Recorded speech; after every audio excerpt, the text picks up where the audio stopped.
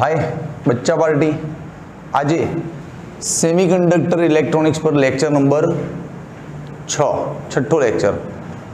हवे चेप्टर एना अंत तरफ जई रह्यु छे पण लेक्चर में चर्चा भी सारी छे भाई। आज पीएन जंक्शन डायोड तो आपणे गया लेक्चर में शीख्या। आज पीएन जंक्शन डायोड ना बे टाइपना जोड़ाण शीखीशुं के फॉरवर्ड बायस जोड़ाण अने रिवर्स बायस जोड़ाण। It's important theory. बोर्डनी परीक्षा में आईएमपी नो दृष्टिकोण बने आजना लेक्चर नो। आजनो आखो लेक्चर ज आईएमपी छे, समझी लो। बराबर। चलो तो क्वेश्चन नंबर कयो आवे छे? 9 आवे लगभग नोट्स प्रमाणे। हाँ, क्वेश्चन नंबर 9 बहुत सिंपल अने सरल शुरुआत करूं छूं। अर्धवाहक डायोड एटले शुं? अर्धवाहक डायोड एटले शुं? अरे यार, पीएन जंक्शन डायोड खरू ने एना बे छेड़े धात्विक जोड़ाण आपी दो ने, वायर जोड़ो, धातुनुं कंईक जोड़ाण करो तो ये थई गयुं तमारो पीएन जंक्शन अर्धवाहक सेमीकंडक्टर डायोड। तो थई गई सिंपल व्याख्या शुं के पीएन जंक्शन ना बे छेड़े धात्विक जोड़ाण करवाथी अर्धवाहक डायोड बने छे। आवुं आम आ रह्युं पीएन जंक्शन। आम आ भाग पी अने आ भाग एन अने वच्चे आ जंक्शन। जंक्शन नी नजीकनो विस्तार खबर छे ने, मेजोरिटी नी दृष्टिए खाली होय। हवे आ आटलो भाग एन छे तेमां मेजोरिटी शुं हशे? इलेक्ट्रॉन। पण आ जंक्शन नी नजीक आटलो विस्तार छे ने मेजोरिटी नी दृष्टिए खाली। आमां मेजोरिटी नहीं जोवा मळे, आमां धन जोवा मळशे। आम ख्याल छे ने पीएन जंक्शन નું बेसिक ड्रॉइंग। પછી આ આટલો ભાગ તારો પી છે, સમજ। તો પી માં બી મેજોરિટી કોણ હોય? હોલ। મેજોરિટી હોલ હોય, પણ જંક્શનની નજીકનો વિસ્તાર તો મેજોરિટીની દૃષ્ટિએ ખાલી હોય, તો અહીંયા હોલ નહીં હોય, અહીંયા શું હશે? ઇલેક્ટ્રોન, ઋણ હશે। આમ તો આટલા વિસ્તારને આપણે જંક્શન કહીએ છીએ, બરાબર। ડેપ્લેશન સ્તર બી કહેતા હોઈએ છીએ આને। ધીસ ઇઝ યોર ડેપ્લેશન સ્તર ઓલ્સો, डेप्लेशन स्तर। बराबर। હવે સિમ્પલ વ્યાખ્યા બને શું કે પીએન જંક્શનના બંને છેડે આમ ધાત્વિક જોડાણ કરી દો। શું છે આ? ધાત્વિક જોડાણ। અને પછી અહીંથી આમ છેડાઓ આપી દો, કંઈક બેટરી વટરી કનેક્ટ કરવી હોય ને તો કામ લાગે। આમ આ રચનાને કહેવાય અર્ધવાહક ડાયોડ। શું કહેવાય? बोलो ले आ। हाँ, जोश देखावो જોઈએ। બહુ ગજબ લેક્ચર છે આજે, ધાસુ લેક્ચર છે આજે। અર્ધવાહક ડાયોડ। હવે આ ડાયોડ તમે પરિપથમાં લગાવ્યો હોય તો એની સંજ્ઞા, જેમ કે જો તમે પરિપથમાં અવરોધ લગાવ્યો હોય તો સંજ્ઞા આવી રાખો છો ને। પરિપથમાં કેપેસિટર લગાવ્યું હોય તો સંજ્ઞા આવી રાખો છો। પરિપથમાં બેટરી લગાવી હોય તો સંજ્ઞા આવી રાખો છો। परिपथ में इंडक्टर लगाव्યું હોય તો સંજ્ઞા આવી રાખો છો, છે કે નહીં? परिपथ में ट्रांसफॉर्मर लगाव्યું હોય તો આમ વચ્ચે 3 લાઈન આમ આ રીતે સંજ્ઞા રાખો છો ને। એ જ રીતે પરિપથમાં જો પીએન જંક્શન ડાયોડ લગાવ્યો હોય તો એની પરિપથ સંજ્ઞા બે પ્રકારે થઈ શકે। ડિપેન્ડ છે કે તમે જોડાણ કેવું કર્યું છે। તો જોડાણ ઉપર વાત કરું। જો તમે આનું જોડાણ આમ કર્યું હોય, પી ને ધન સાથે અને એન ને ઋણ સાથે જોડ્યો હોય તો આ ટાઈપનું જોડાણ કહેવાય ફોરવર્ડ જોડાણ। શું કહેવાય? Forward bias. જેમાં પી કોની સાથે જોડાય? ધન સાથે, અને એન કોની સાથે જોડાય? ઋણ સાથે। તો એ ટાઈમે આની પરિપથ સંજ્ઞા આમ આવે। આમ આવું તીર આમ આવી આવે પરિપથ સંજ્ઞા પી એન। કયું જોડાણ છે આ? Forward bias. પરંતુ જો રિવર્સ બાયસ જોડાણ કર્યું એનો મતલબ કે પી ને ઋણ સાથે જોડો બેટરીના અને એન ને ધન સાથે જોડો। જો રિવર્સ બાયસ જોડાણ કર્યું હોય તો પરિપથ સંજ્ઞા આવી થઈ જાય, ઊંધું થઈ જાય, તીર આમ થઈ જાય, અને એમાં એન કોની સાથે આવી જાય? ધન સાથે, અને પી કોની સાથે આવી જાય? ઋણ સાથે। તો આ છે પીએન જંક્શન ડાયોડની પરિપથ સંજ્ઞા. હવે આ ડાયોડમાં જે ડેપ્લેશન સ્તર છે ત્યાં વોલ્ટેજ હોય, જનરલી આપણે એને V0 નામ આપતા હતા. આ વોલ્ટેજમાં તમે ફેરફાર કરી શકો. બહારની બેટરી છે ને એ ચલ વોલ્ટેજ વાળી રાખવાની. આમ ચલ એટલે ઓપરેટ કરી શકો. આમ ડટ્ટો ફેરવો ને આમ ઝૂમ તો વોલ્ટેજ વધી જાય, ડટ્ટો ડાઉન કરો ને તો વોલ્ટેજ ડાઉન થઈ જાય. ચકડવું આવે ને ફેરવવાનું, જેમ પંખાનું રેગ્યુલેટર આવે છે એવું રેગ્યુલેટર વાળું તમે જોયું જશે લેબમાં. હા, એ રેગ્યુલેટર આમ ફેરવો એટલે વોલ્ટેજ વધી જાય, ઘટી જાય. તો આ બાહ્ય વોલ્ટેજના કારણે આના આંતરિક વોલ્ટેજમાં તમે ફેરફાર કરી શકો છો. અને એ ફેરફાર કરવાની બે ટેકનિક, ફોરવર્ડ અથવા રિવર્સ. તો હવે આની પછીનો પ્રશ્ન આખે આખો શેની પર લઈશું? ફોરવર્ડ બાયસ ઉપર. ફોરવર્ડ બાયસનું ડિઝાઇન જોઈશું, એનું પરિપથ સમજીશું, એની અંદર શું થાય છે એ જાણીશું, અને છેલ્લે એનો આલેખ જાણીશું. એટલે ફોરવર્ડ આપણું કમ્પ્લીટ થઈ જાય. બરાબર? તો ચલો આનો એક સ્ક્રીનશોટ લઈ લો ભાઈ, આપણે ફોરવર્ડ ઉપર જઈએ. લઈ લો સ્ક્રીનશોટ, બોર્ડ પૂછવું પડશે. ઓકે બચ્ચા પાર્ટી. હવે અર્ધવાહક ડાયોડના એટલે કે PN ડાયોડના બે ટાઈપના જોડાણ શીખવાના છે. ફોરવર્ડ બાયસ જોડાણ, અને આની આ સમજાઈ લઉં મસ્ત, પછી આવશે રિવર્સ બાયસ જોડાણ. ફોરવર્ડ હમણાં આપણે જોયું નહીં કે P છેડો ધન સાથે અને N છેડો ઋણ સાથે, આવા જોડાણને શું કહેવાય? ફોરવર્ડ બાયસ જોડાણ કર્યું એમ કહેવાય. આપણે P ને ધન સાથે જોડી દો અને N ને ઋણ સાથે જોડી દો, પછી કહો સાહેબ મેં આનું ફોરવર્ડ જોડાણ કર્યું છે. ક્લિયર? તો એક સામાન્ય ચિત્ર બી બને ને. આમ જુઓ, આ રહ્યું તમારું PN જંકશન ડાયોડ. આમ થોડુંક લાંબુ કરીએ ને, આમ આ રહ્યું વચ્ચે જંકશન, આ છે N અને આ બાજુ શું છે? P. જંકશનની નજીકનો વિસ્તાર મેજોરિટીની દ્રષ્ટિએ ખાલી છે, એટલે અહીંયા શું આવશે? Plus plus plus plus. આવા બહુ બધા હોય ભાઈ, તમને સમજાવવા માટે સંજ્ઞાત્મક રીતે આટલા લીધા છે એમ. બાકી તો અહીંયા બધું શું હોય? ઇલેક્ટ્રોન. અહીંયા શું હોય? બધા હોલ.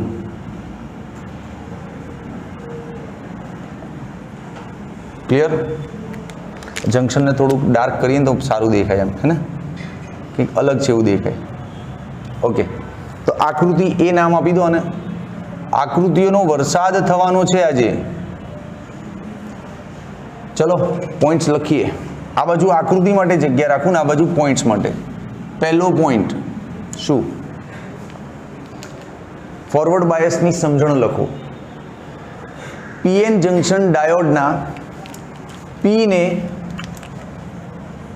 ધન સાથે અને N ને ઋણ સાથે. કોના ધન અને કોના ઋણ? બાહ્ય બેટરીના. આ શું છે? બહારની બેટરી, બાહ્ય બેટરી. ઓકે, તો લખીએ ફરીથી. PN જંકશન ડાયોડના P ને બાહ્ય બેટરીના ધન સાથે અને N ને બાહ્ય બેટરીના ઋણ સાથે જોડવામાં આવે તો ફોરવર્ડ બાયસ જોડાણ કર્યું એમ કહેવાય, જે આકૃતિ એમાં દર્શાવ્યું છે. પૂરું. લખી દો મુદ્દો. ચાલો, લાંબી છે બહુ થિયરી, એટલે મુદ્દા બહુ લખીશ, અમુક નહીં લખું. ચાલ ને ટ્રાય કરીશ બધા લખીએ આપણે. PN અક્ષર થોડાક નાના રાખીશ. PN જંકશન ડાયોડના P ને બાહ્ય બેટરીના ધન સાથે તથા N ને ઋણ સાથે જોડવામાં આવે તો ફોરવર્ડ બાયસ જોડાણ કર્યું એમ કહેવાય. ફોરવર્ડ બાયસ જોડાણ કર્યું એમ કહેવાય. ક્લિયર? આ ફોરવર્ડ બાયસની વ્યાખ્યા આવી ગઈ, અંડરલાઈન કરી દો એને.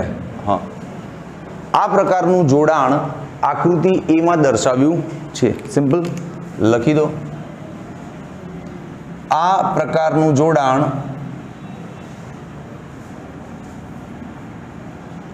આકૃતિ એમાં દર્શાવ્યું છે. ક્લિયર? આટલું હવે આગળ વધીએ જરાક, થોડુંક હજી નવી નવી માહિતીઓ ભેગી કરીએ, નોલેજ લઈએ. આ શું થાય ખબર છે? આ બાહ્ય બેટરીનું વોલ્ટેજ છે ને એને નામ આપીએ વી, અને આ ડેપ્લેશન સ્તરનું જે વોલ્ટેજ છે શું હોય? વીઓ.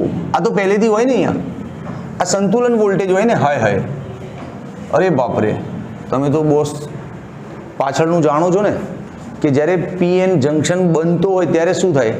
ત્યારે કંઈ ના થાય, સિલિકોનનું એક વેફર લાવો. વેફર એટલે સ્તર, પાતળું કાગળ ટાઈપ. હા, એના અમુક ભાગમાં ટ્રાયવેલેન્ટ અશુદ્ધિ નાખો એટલે ભાગ શું બની જાય? પી. અને બીજા ભાગમાં પેન્ટાવેલેન્ટ અશુદ્ધિ નાખો એટલે શું બની જાય? એન. અને એની વચ્ચેનો જે વિસ્તાર છે ને ધીમે ધીમે પ્રક્રિયા કરીને છેલ્લે શું બની જાય છે? જંકશન. પણ એની અંદર પાછા બે પ્રવાહ હોય, વિસરણ પ્રવાહ અને ડ્રિફ્ટ પ્રવાહ. એ બે પ્રવાહ ઇક્વલ થાય ત્યારે જંકશનનું કામ અટકી જાય. પછી કોઈ ઇલેક્ટ્રોન આમથી આમ કે હોલ આમથી આમ જઈ શકતો નથી. એટલે એને કહેવાય સંતુલનમાં આવી ગયું. અહીં સુધી આપણે પહેલાં ભણી ગયા ડિટેલમાં કે કેમ આવું થાય. એટલે જ્યારે જંકશન બની જાય ફાઇનલી ત્યારે અંદર બધું સંતુલન થઈ જાય અને બધો જ પ્રવાહ સ્ટોપ. એટલે તો તમારે બાહ્ય બેટરી આપવી પડી. બહારથી કેમ બેટરી આપવી પડી તમારે? હા, કે હવે પાછું ઇલેક્ટ્રોમોટિવ ફોર્સ, તાકાત આપો કંઈક તો પાછું દોડમ દોડ ચાલુ થાય જંકશનમાં અને મોટા મોટા પ્રવાહ મળે જેવા તમારે જોઈએ ને એવા. સમજ્યા કે નહીં? એટલે તો બહારથી બેટરીનો સપોર્ટ આપ્યો. ક્લિયર? તો આ તો જંકશનનું સંતુલન વોલ્ટેજ છે આ બાહ્ય બેટરી. આટલું બધું લખવા નથી થિયરીમાં, તમને કનેક્ટ કરું છું પાછળના થોટ સાથે કે આપણે કેમ બેટરી લેવી પડી ને કેમ આને ફોરવર્ડ કરવો પડ્યો. કેમ કે પહેલાં અટકી ગયું હતું જંકશન. ગયા લેક્ચરમાં જોયું નહીં, વિસરણ પ્રવાહ અને ડ્રિફ્ટ પ્રવાહ બે ઇક્વલ થાય પછી બધું અટકી જાય અને એ ટાઈમે વોલ્ટેજ આટલું થઈ જાય વચ્ચેનું. ડેપ્લેશન વોલ્ટેજ કહેવાય આને. બેરિયર પોટેન્શિયલ કહીએ. બેરિયર એટલે આટલી દીવાર આવી ગઈ, હવે આ ઇલેક્ટ્રોનને અહીંથી અહીંયા જવું હોય ને તો આ વોલ્ટેજને ક્રોસ કરવો પડે આ બેરિયરને, નહીંતર ના જઈ શકે. શું વાત કરો છો? એટલે તો જંકશનનું કામ અટકી ગયું હતું. તો હવે આપણે બહારની બેટરી શું કામ આપીએ છીએ? કે આ ઇલેક્ટ્રોનને તાકાત મળે અને કૂદીને અહીંયા જઈ શકે. આ જે બેરિયર છે વચ્ચે, બેરિયર એટલે બેરિકેટિંગ નહીં કરતા રોડ ઉપર? બેરિકેટિંગ આવ્યું તો બેરિયર, વચ્ચે અટકણ આવી ગઈ એમ. હવે ઇલેક્ટ્રોનને અહીંથી અહીંયા જવું હોય તો નહીં ચાલે. હાઈ બેરિયર છે, હાઈ પોટેન્શિયલ બેરિયર છે. એટલે એ બેરિયરને તોડવા માટે આપણે બાહ્ય બેટરી આપી. સમજે? હજી હું જે થિયરીમાં લેવાનું છે હું લખીશ. ધીસ ઇઝ જસ્ટ ચર્ચા, તમને ખબર પડે કે શું થઈ રહ્યું છે. ઓકે કે નહીં? ઓકે. તો આ બાહ્ય બેટરી જોડીએ ને એટલે શું થાય ખબર છે? આ બાહ્ય બેટરીનું વોલ્ટેજ આ ડેપ્લેશન વોલ્ટેજની વિરુદ્ધ દિશામાં હોય. બાહ્ય બેટરીનું વોલ્ટેજ ડેપ્લેશન વોલ્ટેજની વિરુદ્ધ દિશામાં આવે એટલે અંદરનો ટોટલ વોલ્ટેજ ઓછું થઈ જાય. એટલે બેરિયર ઓછું થઈ જાય. ઇલેક્ટ્રોન હવે આરામથી કૂદવાની તૈયારીમાં હોય કે બેરિયર આપણું વોલ્ટેજ ગયું અને પેલા અંદરના વોલ્ટેજની સામે પડ્યું અને અંદરના વોલ્ટેજને ડાઉન કર્યું. તો હવે ઇલેક્ટ્રોન મજાથી કૂદશે આમથી આમ અને પાછો પ્રવાહ ચાલુ થશે. ખ્યાલ આવ્યો કે નહીં? હા. તો આ બધું થોટ સારી છે. તો હવે આને સ્ટેપ બાય સ્ટેપ લખીએ. ચલો શું લખીશું? કે બાહ્ય બેટરીનો વોલ્ટેજ V એ ડેપ્લેશન બેરિયર પોટેન્શિયલ V0 ના વિરુદ્ધ દિશામાં હોય છે. આ લખવાનું.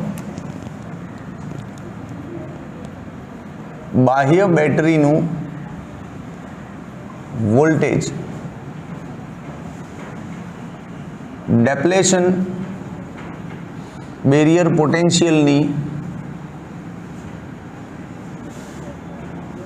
વિરુદ્ધ દિશામાં હોય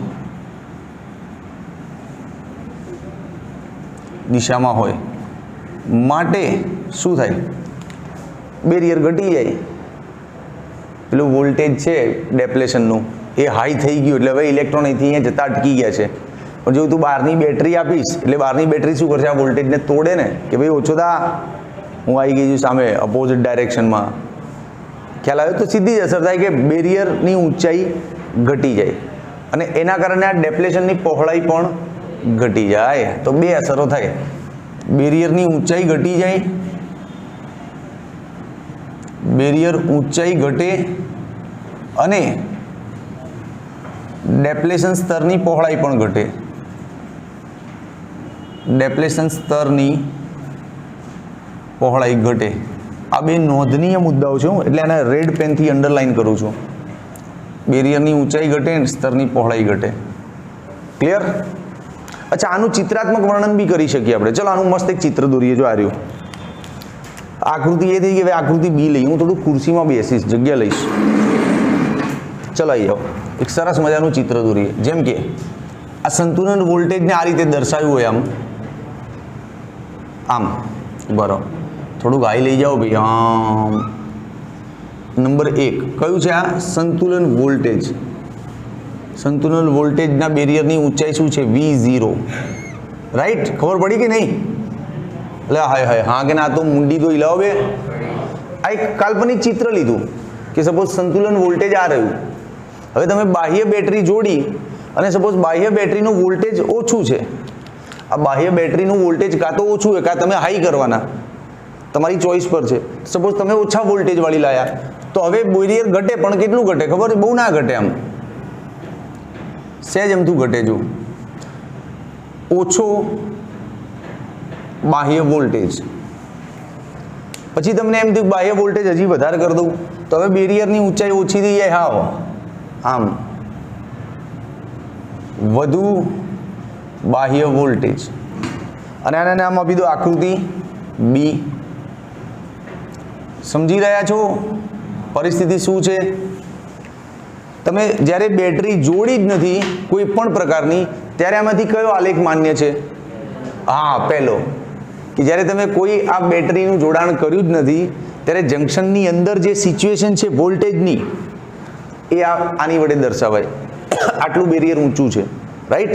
હવે જેવું તમે બાહ્ય બેટરી જોડી પણ ઓછો વોલ્ટેજ રાખ્યો, પેલું રેગ્યુલેટર હોય ને એનાથી વોલ્ટેજ ઓછો રાખો તો બેરિયરની ઊંચાઈ સહેજ ઘટે, બહુ ફરક ના પડે. એટલે ઇલેક્ટ્રોન તરત આમ દોડવા જ ના માંડે, કેમ કે બેરિયરમાં બહુ ફરક નહીં પડે. અરે યાર, ये इलेक्ट्रॉन यहाँ से यहाँ आना अटक गया था ना, तो बाहर की बैटरी दोगे तो उस इलेक्ट्रॉन को सपोर्ट मिलेगा ना कि चल अब निकल, वांधा नहीं, अब कोई नहीं रोकेगा. लेकिन बाहर की बैटरी का वोल्टेज ही कम है तो इलेक्ट्रॉन ज्यादा यहाँ से यहाँ अवर जवर अभी चालू नहीं करेगा. अभी चल रहा है लॉकडाउन, कर्फ्यू चल रहा है. समझा कि नहीं? ખ્યાલ આવ્યો? નાઇટ કર્ફ્યુ ચાલે એટલે ઇલેક્ટ્રોન એથી બહુ અહીંયા હજી ડેરિંગ કરશે નહીં, એ દંડા પડે તો. પછી જો તમે વોલ્ટેજ વધારો છો તો બેરિયરમાં ખાસો ફરક પડી જાય, બહુ ડાઉન થઈ જાય. અને પછી તો ઇલેક્ટ્રોન ધનાધન અહીંથી અરે છવાઈ જાય, બમ હોઈને પ્રવાહ પેદા કરી નાખે. ખબર છે? હા. તો હવે આ જે ડ્રોઈંગ છે એને લખવું તો પડશે ને. અહીંયા મેં કહ્યું હતું થિયરી લખાણની દ્રષ્ટિએ લાંબી થશે, પણ હું પોઈન્ટ લખવાનો પ્રયત્ન કરીશ, મેક્સિમમ જે બોર્ડ ઉપર કવર થાય ને એટલું લખાઈશ. તો ચલો હવે શું લખશો તમે?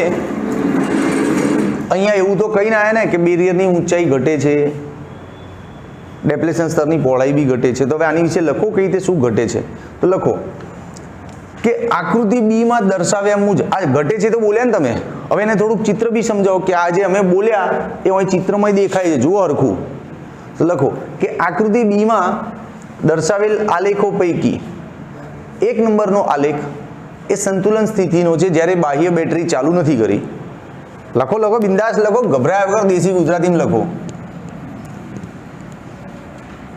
આકૃતિ બી, હવે આખું લખવાની જગ્યા નહીં મળે તો હું શોર્ટકટ મારું છું. આકૃતિ બી માં દર્શાવ્યા મુજબ પહેલો આલેખ સંતુલન દર્શાવે છે. સંતુલન એટલે નો બાહ્ય બેટરી. બોલો, આ લખી શકશો મુદ્દો જાતે આખો? લખશો ને? શું લખશો? મારે જગ્યાની અછત છે એટલે હું હવે આવું ટ્રીક કરીને જગ્યા બચાવીશ. આકૃતિ બી માં દર્શાવ્યા મુજબ 1 નંબરનો આલેખ એ બાહ્ય બેટરીની ગેરહાજરીમાં સંતુલન દર્શાવે છે. રાઈટ કે નહીં? રાઈટ. ઓકે. હવે જો બાહ્ય બેટરીનો વોલ્ટેજ ઓછો હોય તો બેરિયરની ઊંચાઈમાં સહેજ ઘટાડો થાય છે, જે આલેખ 2 વડે દર્શાવ્યું છે. શું મુદ્દો બનશે? જો બાહ્ય બેટરીનો વોલ્ટેજ ઓછો હોય તો બેરિયરમાં સહેજ ઘટાડો થાય, જે આલેખ 2 વડે દર્શાવ્યું છે. જો બાહ્ય બેટરીનો વોલ્ટેજ ઓછો હોય તો બેરિયરમાં સહેજ ઘટાડો થાય, જે આલેખ 2 વડે દર્શાવ્યું છે. ક્લિયર? હવે ત્રીજા પોઈન્ટ પર આવી જાઓ. શું લખશો ત્રીજો પોઈન્ટ? કે જો બાહ્ય બેટરીનું વોલ્ટેજ વધુ હોય તો બેરિયરની ઊંચાઈમાં નોંધપાત્ર ઘટાડો થાય છે. બેરિયરની ઊંચાઈમાં નોંધપાત્ર ઘટાડો થાય છે. જો બાહ્ય બેટરીનો વોલ્ટેજ વધુ હોય તો બેરિયરની ઊંચાઈમાં નોંધપાત્ર વધારો થાય. સિમ્પલ. હવે આપણું કામ સરળ થઈ ગયું દોસ્ત.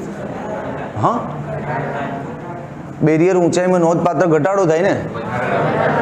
अरे यार, बोलने का कुछ और लिखने का कुछ और. कथनी અને કરણીમાં ફરક છે સાહેબની. હે, કથની અને કરણીનો મતલબ લે ખબર તમને? લોકો કહેતા કંઈક હોય ને કરતા કંઈક હોય. લોકો બહાર આવીને કે પાન મસાલા બીડી નહીં અડવાનું, અને પોતે જેવો ટાઈમ થાય ને લાગે સિગરેટ લાવે, મસાલો લાવે. આ ગંદુ. એટલે કથની અને કરણીમાં ફરક હોય, બધાને હોય, બધાને. એમ કે હું ક્લાસમાં ઉભો રહીને બાળકોને શું શીખવાડું? બાળકો વ્યસનથી દૂર રહેવું. હું પોતે દિવસમાં 10 વાર ચા પીવું છું. ચા જ પીવું છું. તમે લોકો, હું સિગરેટો બીડીઓ નહીં પીતો. બહુ સારા સંસ્કાર છે. ઓકે, એવું શીખવાડ્યું જ નહીં મને કોઈએ. હવે બધાને કથની કરણીમાં ફરક આવી જ જાય. જેમ કે હું શીખવાડું ને, તમને નહીં ક્લાસમાં ઘણીવાર શીખવાડતો કે ભાઈ ઘણીવાર ભાષણ નહીં આપતો, વ્યસન નહીં કરવાનું, ચા ખોટી ટેવ છે. જેવું ભાષણ પતાવું તરત મારી ચા આવી જાય છે ને ક્લાસમાં, તો હું જ્યારે પીતો ત્યારે તમે ઘૂરી નહીં જતા? એ હારા જુઠ્ઠા, અમને ના પાડે છે. પોતે કનુભાઈ ચા, કનુભાઈ ચા. તો ઇટ ઇઝ ઓલ. કથની કરણીમાં ફરક હોય. ઘણા જણાને સામાન્ય ફરક હોય, ઘણા જણાને બહુ મોટો ફરક હોય. જેમ કે ઘણા જણાને હું નહીં શીખવાડતો કે વિદ્યાર્થીઓ ખોટું નહીં બોલવાનું. હું કેટલી વાર બોલું તમારી આગળ. ઘણી વાર એક્ઝામ પેપર લેટ થાય નહીં કહેતો, અરે યાર સોફ્ટવેર ખરાબ થઈ ગયું હતું. આ તો બોલું છું, આઈ એક્સેપ્ટ ધેટ. હું એક્સેપ્ટ બી તો કરું છું કે આવું કથની કરણીમાં ઘણીવાર ફરક પડતો હોય છે માણસની. આપણે માણસ છીએ કે પરફેક્ટ રોબોટ થોડા છીએ. ભૂલ ભર્યું જીવન હોય આપણું. ચલો, ક્યાંથી ક્યાં જતા રહ્યા. હવે આવી જાઓ પાછા બેક ટુ ધ બેટરી. તો આ છે આકૃતિ બી, અને એની વિશે સરસ 3-4 પોઈન્ટ લખશો ને. મને તો ઇઝી લાગે. મને તો એવું લાગે કે આ ડાયજેસ્ટ ઓપન જ પડી છે. આમાંથી જોઈ જોઈને અહીંયા લખવાનું છે. ખાલી આ ચિત્ર સમજમાં આના ચાહીએ. ચલો, હવે આપણું મેઇન કામ સ્ટાર્ટ થયું. તમે આ બાહ્ય બેટરી કેમ લગાવી હતી? કેમ કે આ ઇલેક્ટ્રોનને તાકાત મળે, ઇલેક્ટ્રોમોટિવ ફોર્સ મળે. અહીંથી અહીંયા આ જંકશનને કૂદીને જઈ શકે. તો તમારું કામ થઈ ગયું છે. હવે ઇલેક્ટ્રોનને દોડાવવાનું ચાલુ કરો. તમે હાઈ વોલ્ટેજ વાળી વાત લઈ લીધી છે અને કહી દીધું છે કે બેરિયરની ઊંચાઈમાં ધાંસુ એવો ઘટાડો થશે. ધાંસુ એટલે નોંધપાત્ર ઘટાડો થશે. બરાબર?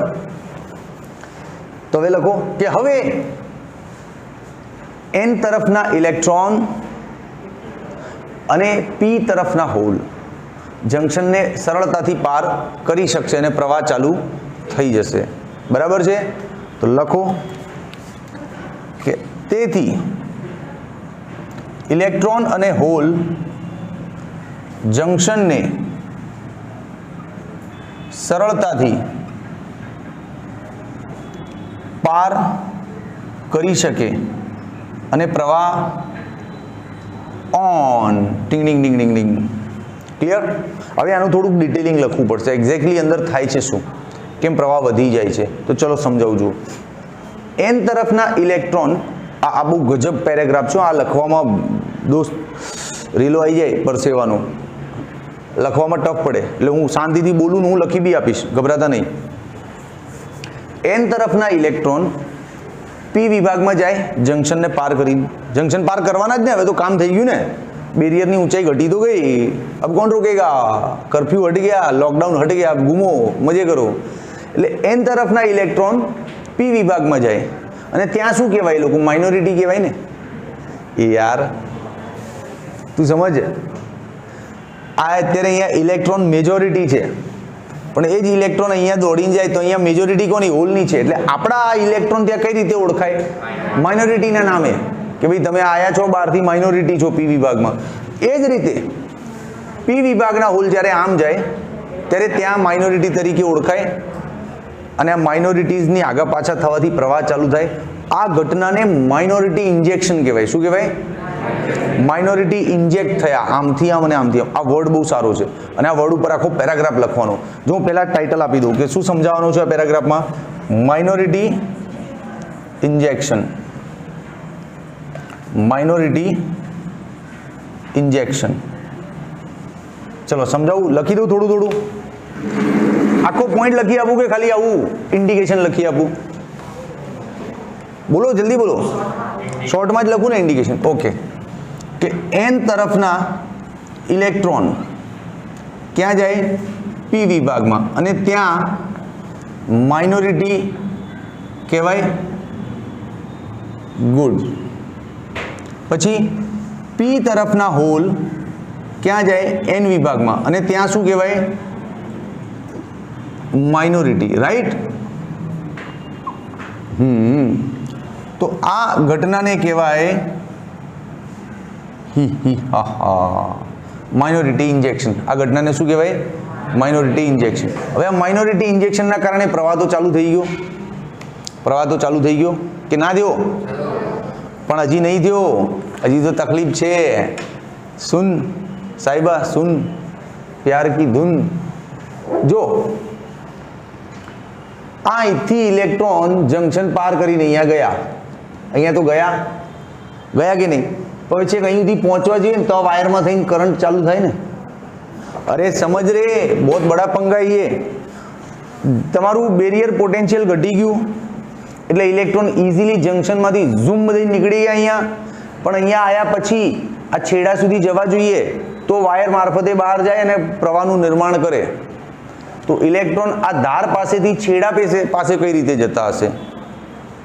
દિમાગ કા ગેમ है इसमें. આમાં સંખ્યા ઘનતાનો મોટો રોલ છે. તો માઇનોરિટી ઇન્જેક્શનનો પેરાગ્રાફ લખ્યો, પછી તમારે લખવાનું સંખ્યા ઘનતા. શું લખવાનું છે ટાઇટલ? સંખ્યા ઘનતા. સંખ્યા ઘનતા તફાવત શું છે હું સમજાવું છું, ડોન્ટ વરી. સંખ્યા ઘનતા તફાવત જો બતાવું શું છે. આ જંકશન પાસે પી વિભાગમાં, જંકશન પાસે બરાબર માઇનોરિટી ઇન્જેક્શનનું ચિત્ર બતાવવું પડશે. માઇનોરિટી ઇન્જેક્ટ કરે ને તમે એનું ચિત્ર દોરીએ. ચલો આ રહ્યું જુઓ, પછી આગળ સમજાવું. આ સંખ્યા ઘનતા તફાવત સમજાવું છું, પહેલા માઇનોરિટી ઇન્જેક્શન તો સમજી લે. આ છે આપણો પી, આ છે આપણો એન. આ વચ્ચેનો જંકશન એરિયા, અહીંયા plus plus plus plus plus plus, minus minus minus minus minus minus, ये हो गया जंक्शन एरिया. बराबर है? હવે આમાં મેજોરિટી કોની છે? ઇલેક્ટ્રોનની. આમાં મેજોરિટી કોની છે? હોલની. ઓકે, નો પ્રોબ્લેમ. હવે તમે પેલા જે માઇનોરિટી ઇન્જેક્ટ કર્યા હતા, ઇન્જેક્ટ એટલે ભાઈ શું કરો જિંદગીમાં? આ ડેપ્લેશનની પહોળાઈ ઘટી ગઈ, ડેપ્લેશનની ઊંચાઈ ઘટી ગઈ, તો હવે ઇલેક્ટ્રોન અને હોલ આરામથી આમ જશે ને. હા, તો ઇલેક્ટ્રોન આ બાજુ પહોંચ્યા, હોલ આમ પહોંચ્યા, તો એ ઘટનાને કહેવાય માઇનોરિટી ઇન્જેક્શન, હે ને? હા, તો ઇલેક્ટ્રોન અહીંથી આમ પહોંચે ને તો એ જંકશન પાસે પહોંચે. આમ જો આ રેડ કલરથી બતાવું છું ને, એ રે આ રે માઇનોરિટી ઇન્જેક્શન. અને આ બાજુથી હોલ અહીંયા પહોંચે ને, આ છે માઇનોરિટી ઇન્જેક્શન. ખ્યાલ આવ્યો કે નહીં? હા, તો આકૃતિ સી નામ આપી દો, અને એક પોઈન્ટ હજી વધારી દો. આમાં શું લખશો કે આ માઇનોરિટી ઇન્જેક્શનની ઘટના આકૃતિ સી માં દર્શાવી છે. સિમ્પલ તમે લખજો હો, પોઈન્ટ ટુ પોઈન્ટ. એટલે હું આટલા સરસ પોઈન્ટ લખાવી રહ્યો છું બધા જ. ઓકે, હવે થોડુંક પાણી પીશ.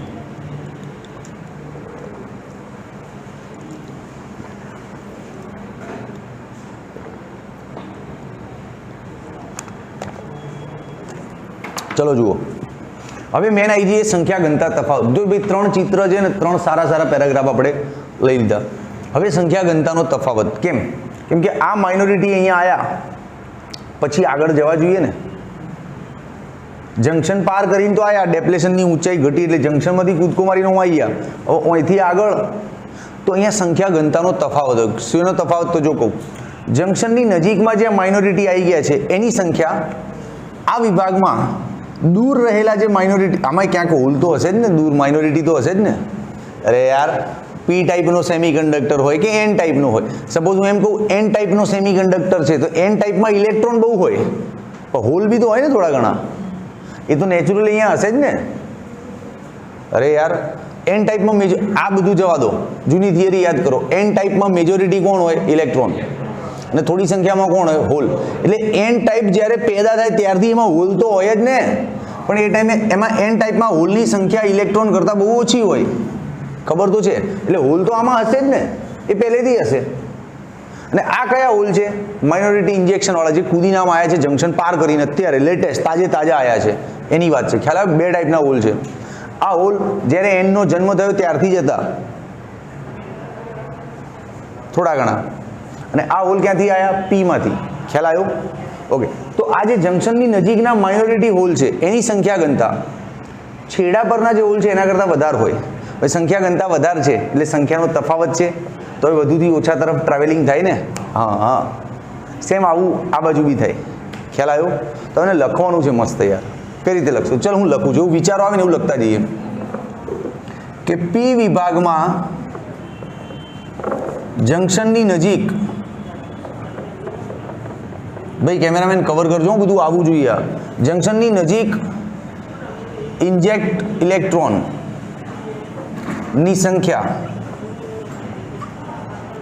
છેડા પરના ઇલેક્ટ્રોન કરતાં વધુ હોય અને એવું જ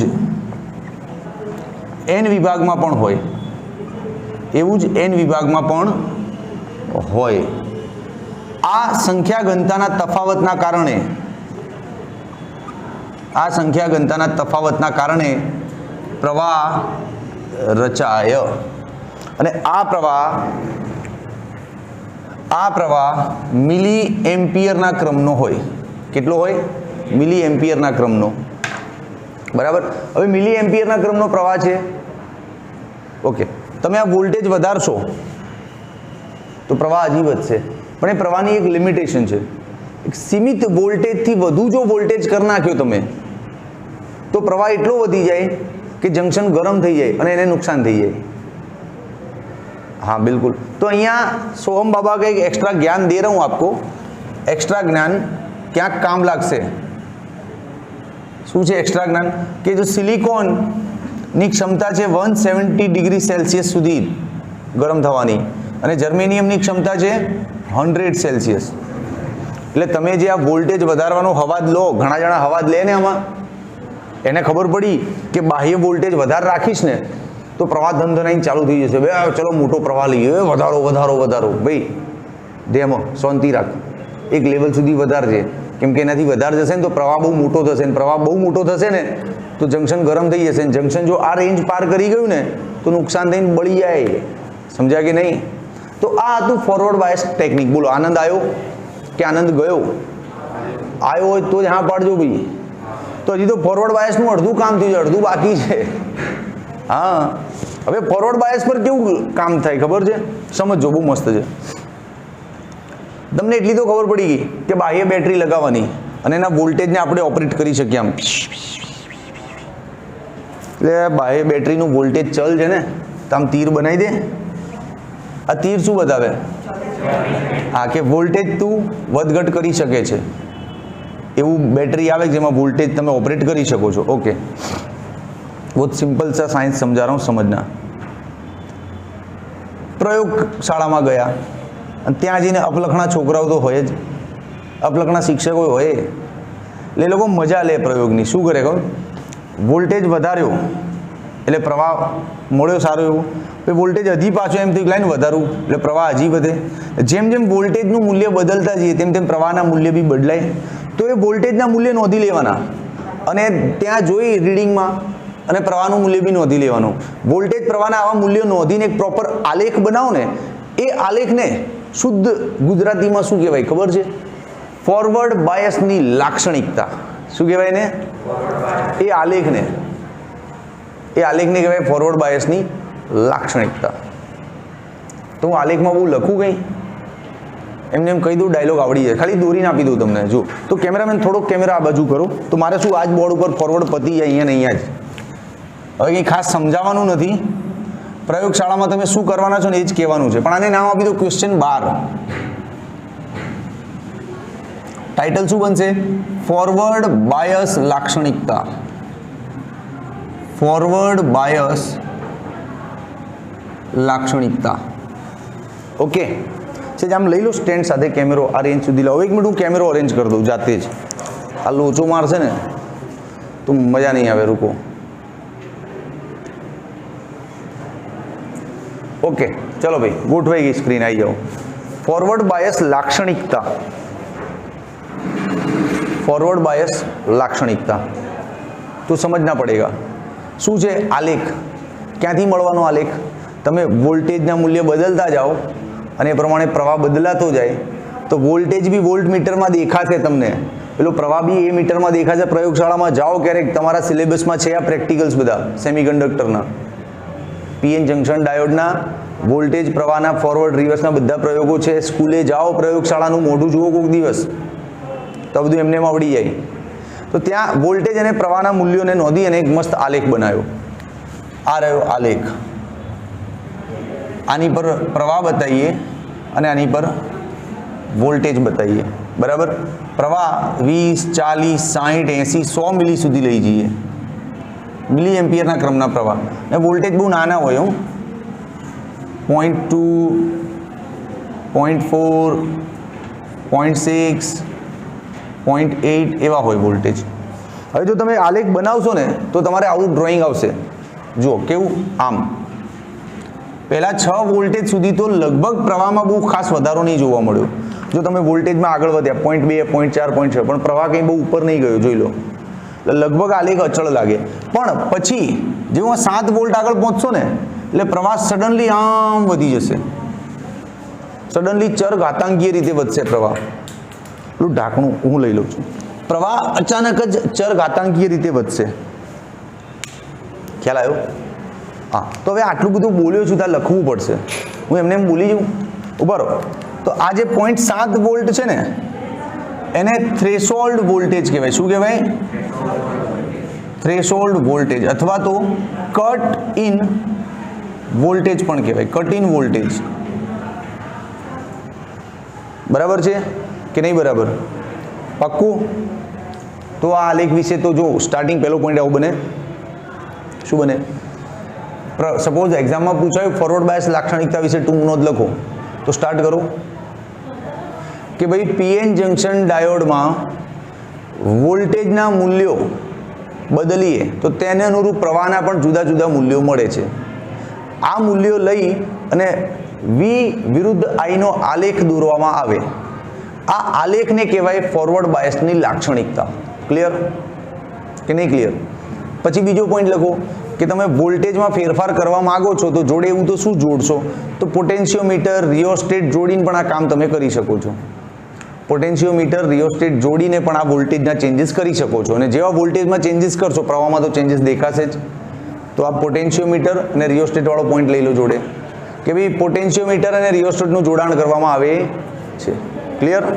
પછી પી ને ધન સાથે અને એન ને ઋણ સાથે, તો એનું એ પરિપથ દ્વારે યાર, તો બોર્ડ ઉપર જગ્યા નહીં અને ગરીબ માસ્તરોને આવું થાય. જો આનું પરિપથ સંજ્ઞા બી પરિપથ ડ્રોઈંગ લેવું પડશે. આ તારું પીએન જંકશન, આમ પી અને આ એન, બરાબર?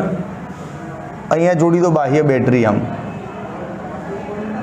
અને બેટરીને આમ ચલ રાખવાની છે ને, રાખો આમ ચલ, બરાબર છે?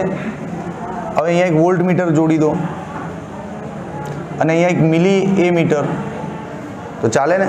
બરાબર તો છે યાર. હવે આમાં શું તકલીફ છે? પણ લખવાનો પોઈન્ટ શું લખશો કે આકૃતિમાં પીએન જંકશનના ફોરવર્ડ બાયસનું પરિપથ દોરેલું છે. શું લખશો? આકૃતિમાં પીએન જંકશનના ફોરવર્ડ બાયસનું પરિપથ દોરેલું છે. પછી પેલા 2 પોઈન્ટ તો લખાયા હતા જ. હવે ચાલુ કરો ચોથો પોઈન્ટ કે આલેખ જોઈને ખબર પડી રહી છે आलेख देख के हमको समझ में आ रहा है कि प्रारंभમાં વોલ્ટેજના વધારાથી પ્રવાહમાં ખાસ વધારો નથી, એટલે આલેખ લગભગ અચળ છે. પછી એક ચોક્કસ મૂલ્ય આવે વોલ્ટેજનું લગભગ 0.7 જેટલું, કે ત્યાંથી પ્રવાહ અચાનક જ ચર ઘાતાંકીય રીતે વધી જાય. તો વોલ્ટેજના આવા ચોક્કસ મૂલ્યને શું કહેવાય? Threshold voltage, cut in voltage. ખ્યાલ આવ્યો કે નહીં આવ્યો? દોસ્ત ફોરવર્ડમાં લગભગ બધી ઇન્ફોર્મેશન પૂરી કરી નાખી મેં. તો એ લગભગ ફોરવર્ડ આખું મેં કવર કર્યું છે, બરાબર ને? તમે આનો સ્ક્રીનશોટ લઈ લો. હવે રિવર્સ આજે થાય કે ના થાય જોઈ લઈએ. પહેલા સ્ક્રીનશોટ. ઓકે, ચલો રિવર્સ બાયસ પણ અત્યારે જ ખેંચી લઈએ. પણ આ ભૂસવાનું મન નહીં થતું, કેમ કે આ પાછળનું લખશે કોણ? રિવર્સ બાયસમાં થોડું થોડું આમાંથી જ રિપેરિંગ કરીને કામ ચલાવી લઈએ, બરાબર? હું બોલી જઈશ. હવે રિવર્સ બાયસ આખું લખીશ નહીં, જોજે ભાઈ. હો, હા, ચાલ. તો ફોરવર્ડની જગ્યાએ હવે પ્રશ્નમાં શું આવી ગયું? Reverse bias. પ્રશ્ન નંબર થઈ ગયો 12. રિવર્સ બાયસ છે તો છેડા ઊંધા કરી નાખો. હી હી હા હા. લખી દો પોઈન્ટ. શું લખશો? પહેલો જ પોઈન્ટ કે પી ને બાહ્ય બેટરીના ધન સાથે, એન ને બાહ્ય બેટરીના ઋણ સાથે. તો ચેન્જ કરો. હા ભાઈ શાંતિ રાખ, ઉતાવળમાં ભણાવવાનું આવું જ થાય. પી ને બાહ્ય બેટરીના ઋણ સાથે અને આને ધન સાથે. તો અહીંયા ચેન્જ કરી દો, ધન સાથે. તો આવી સંરચનાને શું કહેવાય? Reverse bias. રિવર્સ બાયસ કહેવાય, બરાબર છે? ઓકે, આ પ્રકારનું જોડાણ આકૃતિ એમાં દર્શાવ્યું છે. ક્લિયર? હવે જુઓ, રિવર્સ બાયસમાં હમણાં તમે ફોરવર્ડમાં શું જોયું કે બાહ્ય વોલ્ટેજ આ વોલ્ટેજની વિરુદ્ધમાં હોય, એટલે ડેપ્લેશનની ઊંચાઈ ઘટાડી નાખે, રાઈટ? બેરિયરની ઊંચાઈ ઘટાડી નાખે અને ઇલેક્ટ્રોન સરળતાથી આમ જાય. ઇઝી હતું. પણ રિવર્સ બાયસમાં તો ઊંધું થઈ ગયું ને, છેડા ઊંધા થઈ ગયા. એટલે બાહ્ય વોલ્ટેજ અને ડેપ્લેશનનો વોલ્ટેજ બે એક જ દિશામાં આવી ગયા.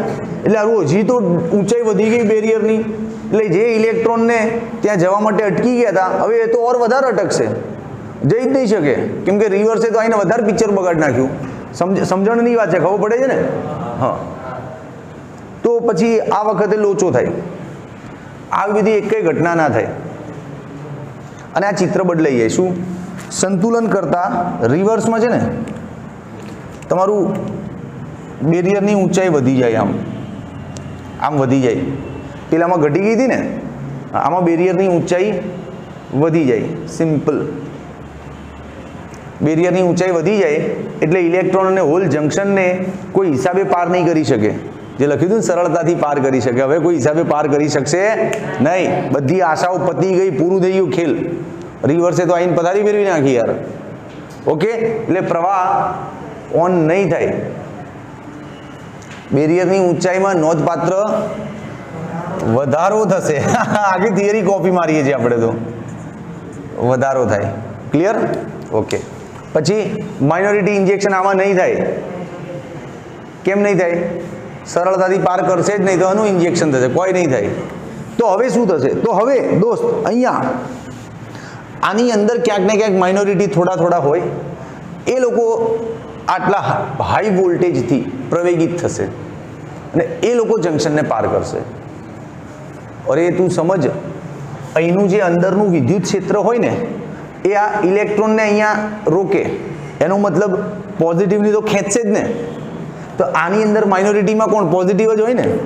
તો આની અંદર જે માઇનોરિટી છે અને આની અંદર જે માઇનોરિટી છે, એ તો હવે દોડશે ને. હા, પણ માઇનોરિટીની સંખ્યા ઓછી હોય ને, એટલે એના કારણે જે પ્રવાહ રચાય એ કેવો હોય ખબર છે? માઇક્રો એમ્પિયરના ક્રમનો પ્રવાહ રચાય. કેવો રચાય? હા, કોના કારણે રચાય પ્રવાહ? માઇનોરિટીના કારણે. અને માઇનોરિટી કેમ?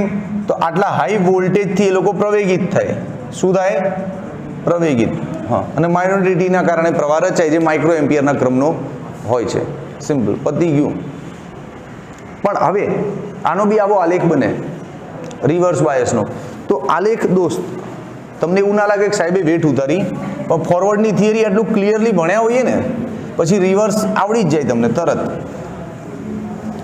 તો રિવર્સ બાયસનો આલેખ આમાં જ ખેંચી લઈએ આપણે જોડે ને જોડે. જુઓ, પણ રિવર્સ બાયસમાં પ્રવાહ કેવો હશે? માઇક્રો એમ્પિયરના ક્રમનો. બરાબર? પ્રવાહ કેવો હશે? માઇક્રો એમ્પિયરના ક્રમનો. અને એમાં બી આવું જોઈએ, પ્રારંભમાં આમ અચાનક સડનલી ચર ઘાતાંકીય રીતે વધે. ચર ઘાતાંક બોલે પાણી પી લઈએ આપણે. ઓકે ચાલજો. અહીંયા 20 વોલ્ટ વોલ્ટેજ હાઈ એવા જોઈએ, અહીંયા સુધી 100 વોલ્ટ લઈ જાઓ. પછી એક ચોક્કસ વોલ્ટેજ આગળ પ્રવાહ રિવર્સમાં ભમ દઈને વધે. તો આ ચોક્કસ વોલ્ટેજને આ વખતે શું નામ અપાય ખબર છે? ગઈ વખતે શું નામ આપ્યું હતું? Cut in voltage. આ વખતે અપાય રિવર્સ બ્રેકડાઉન વોલ્ટેજ. કેમ આવું નામ પડ્યું રિવર્સ બ્રેકડાઉન? રિવર્સ જોડાણનો મતલબ પ્રવાહ રૂંધાઈ જવો, અને આ વોલ્ટેજ શું કરે? પ્રવાહને અચાનક જ વધારી દે ને, એટલે રિવર્સનો ગુણ જતો રહ્યો, પ્રવાહ વધવા માંડ્યો. સમજાય કે નહીં? એટલે આને કહેવાય રિવર્સ બ્રેકડાઉન વોલ્ટેજ, કે અહીંથી રિવર્સની પ્રક્રિયા બંધ કરશે અને પ્રવાહને ધનાઈને વધારી દેશે. પણ સર્કિટને નુકસાન થાય. આટલું હાઈ વોલ્ટેજ અને આટલો હાઈ પ્રવાહ કરવાથી સર્કિટ નુકસાન થાય, ગરમ થઈને બળી જાય. ક્લિયર કે નહીં ક્લિયર? અચ્છા, આને રિવર્સ ક્રાંતિ પ્રવાહ પણ કહેવાય. શું કહેવાય? રિવર્સ ક્રાંતિ પ્રવાહ. અને આ રિવર્સ બ્રેકડાઉન વોલ્ટેજને VBR વડે પણ દર્શાવાય. સિમ્પલ, પતી ગયું. બે અલગ અલગ ગ્રાફ છે. મેં આળસમાં એકમાં જ બે દોર્યા છે. એક્ઝામમાં ફોરવર્ડ બાયસ લાક્ષણિકતા પૂછાય તો આ સાઈડનો જ ગ્રાફ દોરવો, અને રિવર્સ બાયસ લાક્ષણિકતા પૂછાય તો આ સાઈડનો. હવે એમાં એક નવું પદ છે, ખાલી એ જોઈ લઈએ. ડાયનેમિક અવરોધ. ડાયનેમિક અવરોધ શું છે? આ ડાયનેમિક અવરોધ ભાઈ ચલ અવરોધ. કેવો અવરોધ? ચલ. વોલ્ટેજના ફેરફાર અને એને અનુરૂપ પ્રવાહના ફેરફાર, એના ગુણોત્તરને કહેવાય ડાયનેમિક અવરોધ. આ ડાયનેમિક અવરોધ જો ફોરવર્ડ બાયસ સર્કિટ લીધી હોય તો 10 ઓહમના ક્રમનો હોય, અને જો રિવર્સ બાયસ સર્કિટ હોય તો 10(6) ઓહમના ક્રમનો હોય. ફોરવર્ડ માટે અને આ રિવર્સ માટે. આ સારું એવું આઈએમપી જાણકારી છે, જે 1 માર્ક્સના MCQમાં પણ પૂછાઈ શકે. ક્લિયર? તો મારી દ્રષ્ટિએ એઝ અ ટીચર મેં ફોરવર્ડમાં પૂરેપૂરું જીવ રેડી દીધો કે તમને પકડાય એકદમ, અને એનો લાભ ક્યાં લીધો? રિવર્સમાં. રિવર્સમાં ઓછી મહેનત કરી, કેમ કે તમને લગભગ બધું આવડતું હતું. ખબર જ હતી કે પેલા ફોરવર્ડમાં છે ને ઇલેક્ટ્રોનો બધા આમ જાય, પણ રિવર્સમાં આ ઇલેક્ટ્રોન બધા અટકી જાય. તો પછી કોણ જશે? આ માઇનોરિટી જશે, અને માઇનોરિટી જશે થોડા ઘણા હશે તો પ્રવાહ માઇક્રો એમ્પિયરનો થઈ જશે. પેલામાં શું હતું? મિલી, 1000 જેટલો ફરક પડી જાય. Very simple. તો હવે હું એવી અપેક્ષા સાથે કે આવતા લેક્ચરમાં તમે આ પ્રોપર નોટ્સ લખી અને ક્લાસમાં ટેસ્ટ આપજો. ફોરવર્ડ રિવર્સ, અને મોસ્ટ ઓફ પ્રોબેબલી હું રિવર્સ જ લખાઈશ, કેમ કે ફોરવર્ડ તો મેં લખાવ્યું છે એટલે તમે તૈયાર કરશો જ. રિવર્સમાં મહેનત કરીને જાતે નોટ્સ બનાવો, અને આવતા લેક્ચરમાં લખીને બતાવજો કે સાહેબ જો રિવર્સ જોયા વગર અમે લખીએ છીએ મારી હાજરીમાં. ઓકે, ચલો ટાટા, ટેક કેર.